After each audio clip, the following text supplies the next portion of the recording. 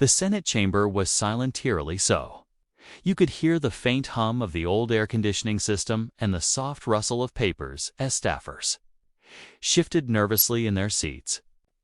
Every eye was fixed on the two figures standing at the center of the room. Senator John Kennedy, calm as a man waiting for his coffee to cool, and Senator Elizabeth Warren, her voice cutting through the air like the crack of a whip. "You'd better tread carefully." Senator Warren's tone was sharp, her words deliberate. "Because if you keep pushing this, I'll make sure your reputation doesn't survive the month." The words hung heavy. Some senators exchanged glances. Others avoided looking at either of them, knowing this could spiral into a political storm before lunch. But John Kennedy, he didn't flinch. He didn't blink. Instead, he slowly adjusted his glasses, like a man about to read the weather.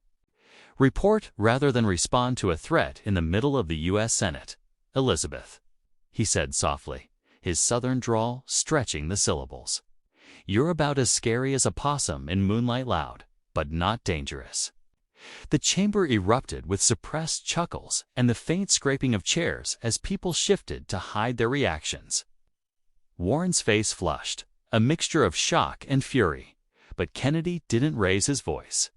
He just let the line sit there, hanging like a thundercloud that had already spent its lightning.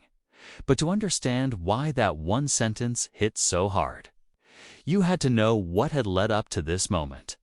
For weeks, there had been a heated debate over a financial oversight bill Kennedy had introduced. It was designed to cut bureaucratic red tape that many believed was strangling small businesses across America.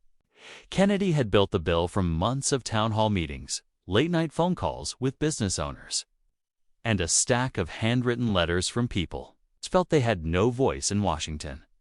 But the bill also threatened a powerful network of entrenched interests Warren had built a career defending in her own way.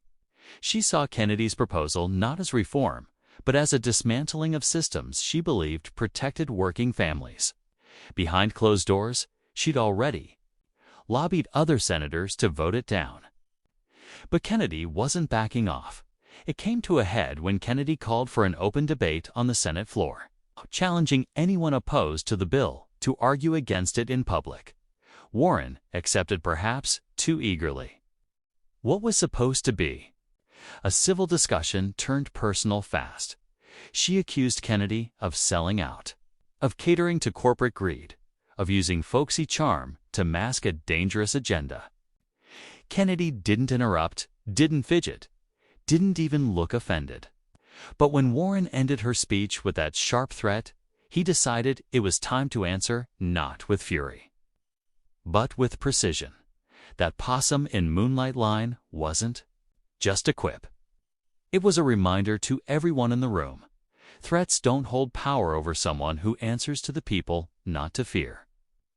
Kennedy then pivoted back to the bill, reading stories from small-town Americans, farmers, single parents whose lives would be directly improved if it passed. The chamber, which had been tense and combative minutes before, began to soften. By the end of the debate, something unexpected happened. Senators who had been leaning against the bill began quietly approaching Kennedy's desk, asking for more details.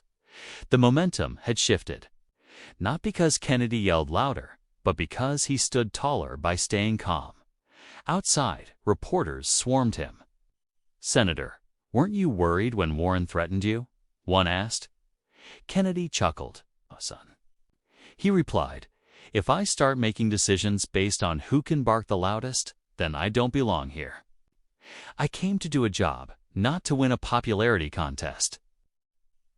That moment spread across social media like wildfire. Clips of his line to Warren went viral, but more importantly, people began talking about the bill itself. Letters poured into the Capitol, thousands of them from Americans who felt seen, heard, and defended. A month later, the bill passed by a narrow margin. Kennedy didn't celebrate with champagne or a press tour. He went home to Louisiana, sat on his porch, and called the first small business owner who had written him about the issue. In the end, That one sentence to Warren wasn't just about humiliating an opponent, it was about proving that the right words, at the right time, spoken with the right heart, could change the course of a fight.